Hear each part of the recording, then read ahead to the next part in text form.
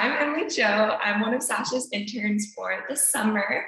And if it's okay with you, would you be able to tell us or tell me a little bit about who inspired you to start this work and kind of the beginning of your career and some of your motivations? Ooh, that's a tough question. I don't know that there is a who, like one who, that inspired me to do this work. I think that it was more, so many friends had questions about sex and sexuality. They were constantly in a space of distress about that and relationships. And I took it upon myself that I was just like, okay, go learn more. Go learn more, because people are going to keep asking you questions. Something about my face says, talk to me. And so people keep talking to me. So I just wanted to make sure that I actually had something to say. Yeah, that makes sense. I think that in communities of women, sometimes like that, like just you chat with your friends and you like talk about real life stuff, like it can really be inspiring in terms of like what you bring into your academic conversations and pursuits and curiosities and stuff. So I can totally see how that would be like a natural progression for you. Is there anything that you wish you knew when you started out in psychology? I think, what I wish I knew was, I think that when I first started, I had an assumption about what it would be like to be in a sexuality and mental health space, that those spaces would be more progressive, that they would be more open, and they're not. Yeah. Racism still abounds in those spaces. Anti-Blackness still abounds in those spaces. And I don't know that it would have changed my course. I think that it would have better prepared me for what it would have meant to go, particularly to be in this field and to be in this field in my Black body. Mm-hmm.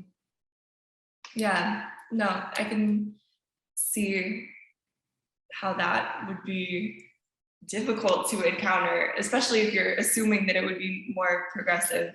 I think that that's just really unfair, but maybe not surprising. I don't know. Like, yeah, I mean, assuming, that's my bad, right? You know, they say assuming makes an ass out of you and me, right? So that's my bad. That was my fault. And I think that I also just had come from a super heavily Black space, right? So I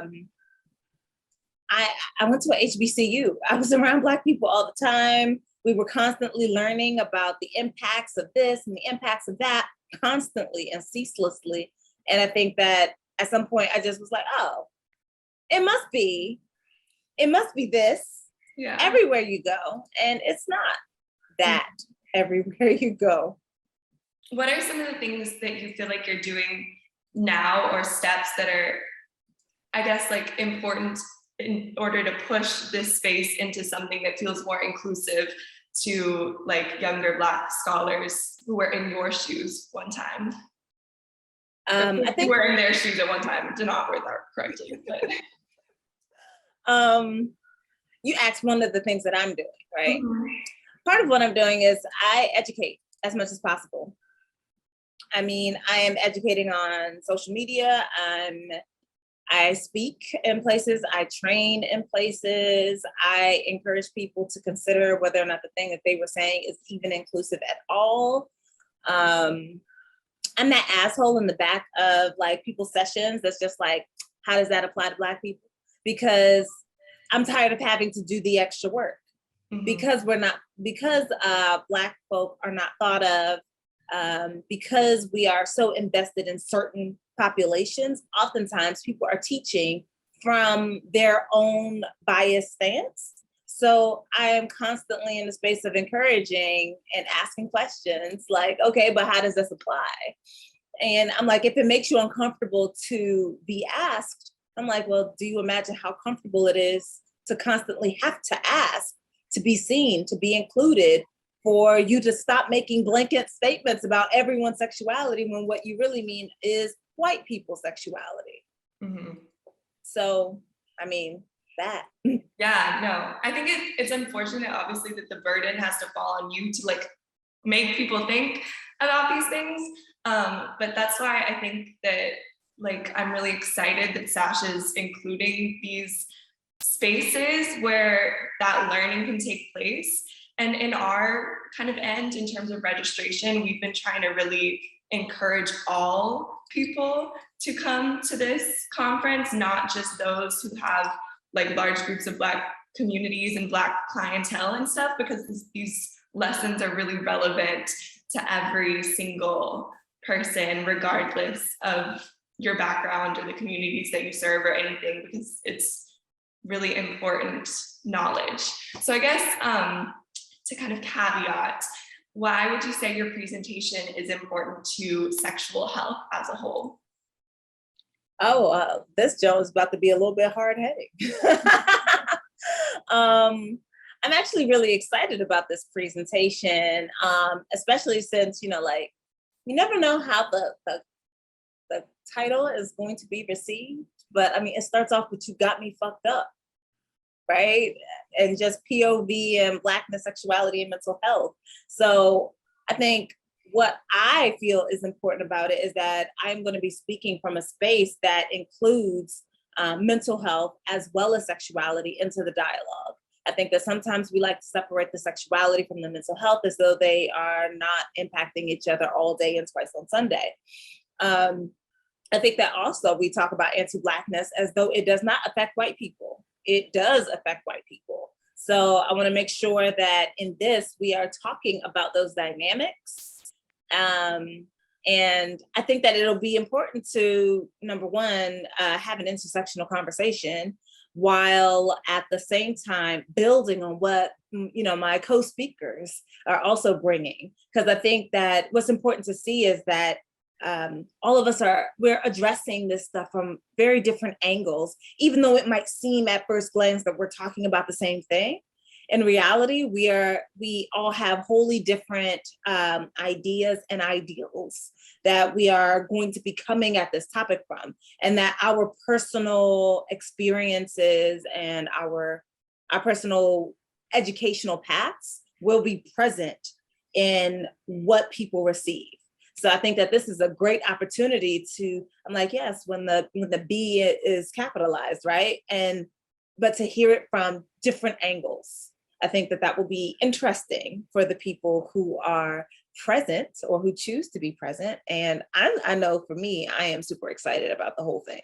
Mm-hmm. No, we're super excited about it too. And I totally just really hear what you're saying and totally agree and think it's super exciting and important. Do you have any specific type of client that you had in mind when you put together the presentation?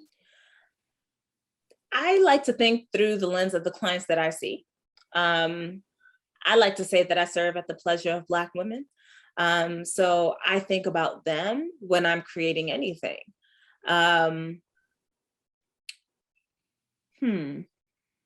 Particularly, I guess, I call like my fake avatar. Her name is like Brittany. She's in her early 30s and she is considering whether or not she wants to have a kid, and she's got this entire life. So I think about that person and the fact that she is dark skinned, that she's what some people would call like thick. So not thin, not necessarily fat, but certainly very thick. And she's got kinky hair, and like, I know I can see her, right? Because I see her in my clients. I see her when, you know, they bring in partners or if they come on their own. I see them if they are masculine presenting or not. And I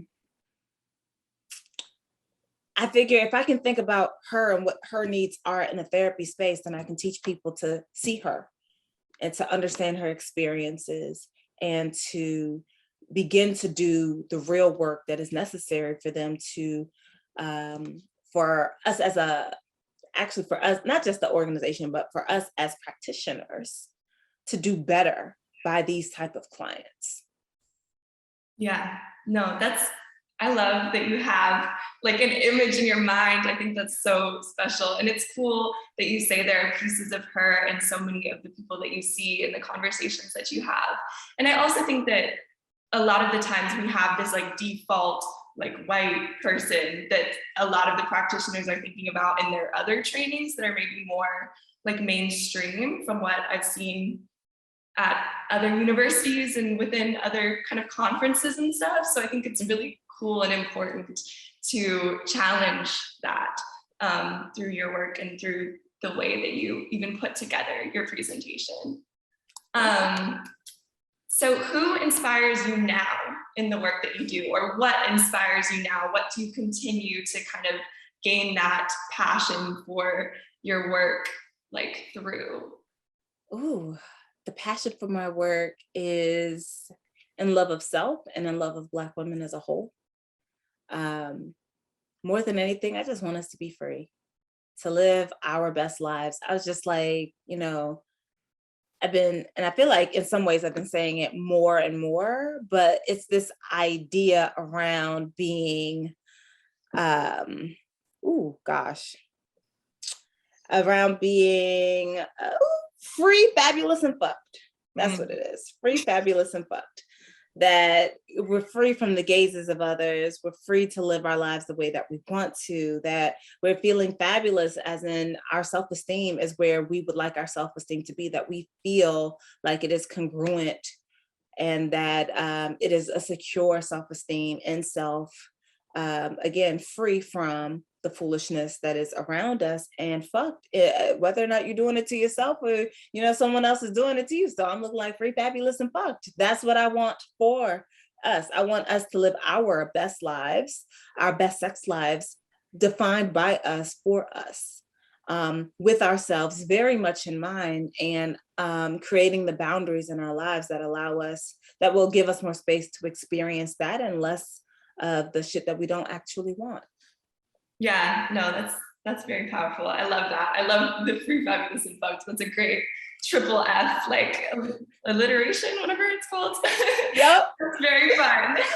A little bit of alliteration. Yes. No, you should trademark it, honestly. Free, fabulous, and fucked. Mm-hmm. Oh, that's so good. Okay, well, I think that honestly has me through my little questions that I prepared. I really enjoyed getting to chat with you, and I'm so excited for the conference presentation. Thank you.